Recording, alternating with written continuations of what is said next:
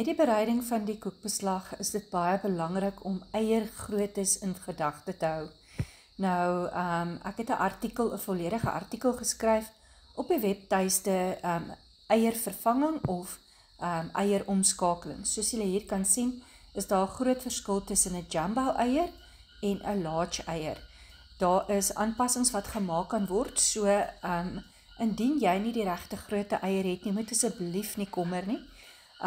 Daar is maniere hoe dat ons hierdie probleem kan oplos. Ek is besig om die eiers te skei, daar is soveel maniere hoe mens eier kan skei.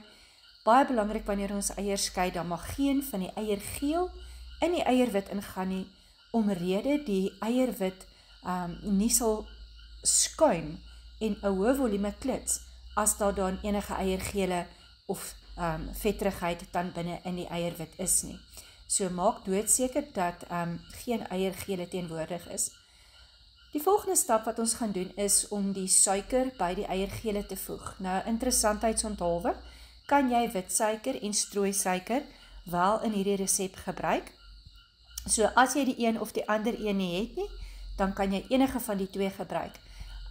Die verskil is basies net dat witsuiker neem bietjie langer om te klits en die suikerkristalle te smelt, waar as 'n mens met strooisuiker werk, dat 'n mens dan vinniger deur die klitsproses gaan.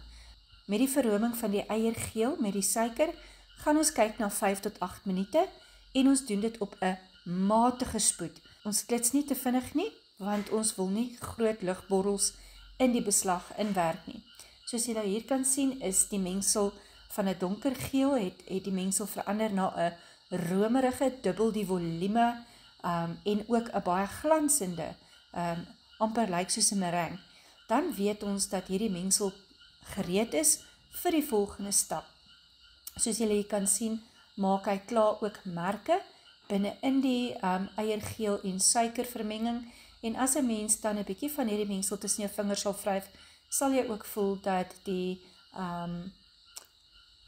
korreltjies redelik fyn is. So dan weet 'n mens, jy het genoeg saamgeklits. Ons voeg dan die rysmiddels by die meel, as ook sout, en dan is dit hier waar ek dan met die whisk inkom, en ek meng dan al hierdie bestanddele met mekaar, en ook onthou, wanneer ons met die whisk ingaan, werk dit ook lug. Dit maak al die bestanddele los, en dan help dit ook met 'n eweredige vermenging.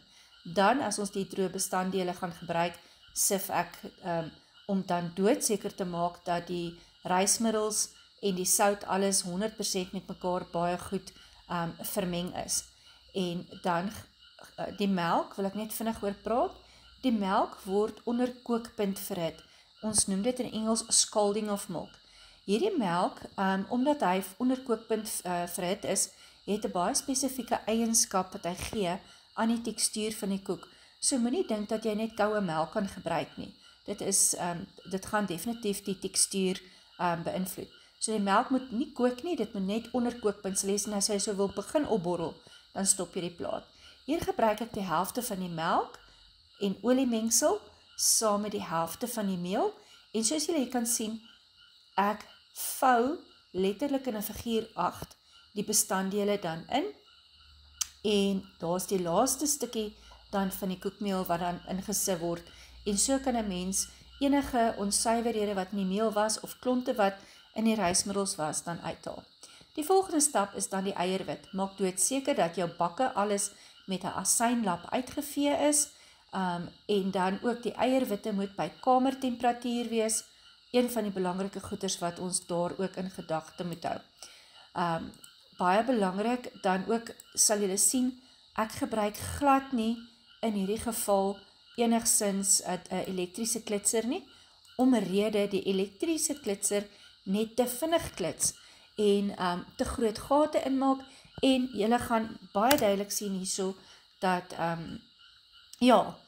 dis 'n sagte mengsel.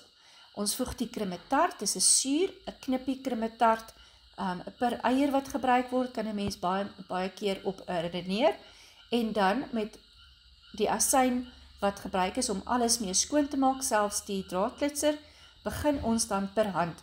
En hierdie is dan real time, as ek het so kan stel, dat jy gaan dan hierdie video kyk, en ook dan volgens die tyd duidelik sien, hoe lank dit my neem om per hand dan hierdie eier te klits, sodat dit die regte volume is. Soos julle hier kan sien, is die gaatjies of die lugborreltjies groot, en ons gaan dan hierdie lugborreltjies klits, totdat dit 'n fyn, egalige massa word, en as 'n mens dan die whisk dan optel, dan sal 'n mens dan sien, dis fyner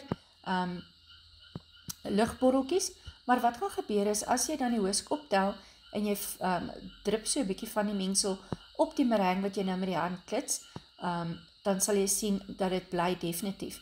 En ook 'n ander teken wanneer jy weet dat die eierwit gereed is, as die whisk se merke begin wys binne in die mengsel. So ons is nou nog nie daar nie, ons hou net nog so 'n bietjie aan klits. So die idee is nie om die eierwit is droog te klits nie, want dit is hier waar die probleem inkom, dat as 'n mens die eierwit te droog klits en hy maak soke losbolle, of die proteïene raak oorkoaguleer, en wanneer dit bak, koaguleer beteken stol, so wanneer dit bak is dit dan so oorstol, dat die koek dan heeltemal wegkrimp, en dit is dan waar die probleme inkom, dat as die koek klaar gebak is. Die volgende stap is dan die invou, van hoe vou 'n mens dan die eierwitte in. Hier het ek klaar die vanilla bygevoeg, en dan skraap ek al die eierwit uit, en kyk baie mooi hoe die invou tegniek dan hier gedoen word. Dit is die maak of breek altyd. Jy kan jou elektriese menger gebruik om dit te doen, maar ek voel hy werk so vinnig groot ligborrels in, maar dit is persoonlike keuse en persoonlike smaak. So kyk baie mooi, ek gaan in en ek draai.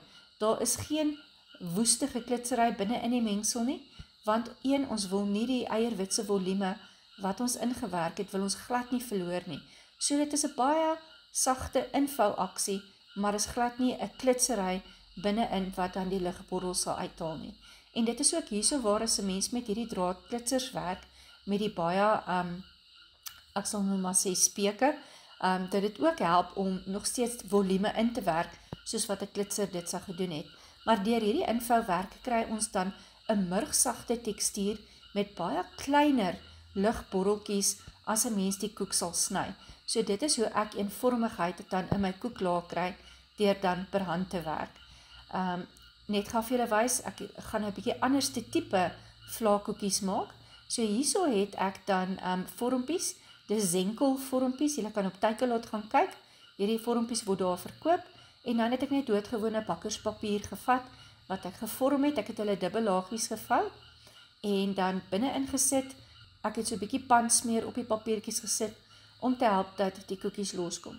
Hier voel ek 'n versierbysak, om dan net baie makliker binne-in, en sonder 'n gemors, dan binne-in hierdie klein koekies, dan die vulsel in te sit.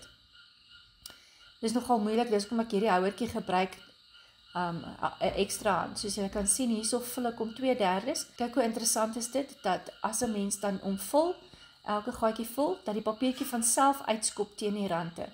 Soos julle kan sien, kyk hoe druk die beslag dan 'n perfekte sirkel.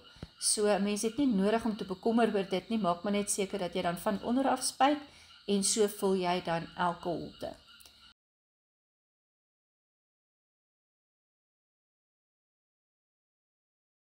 Wat wel baie belangrik is om gedagte te hou, om 'n pan net een keer te stamp, voordat hy gaan bak.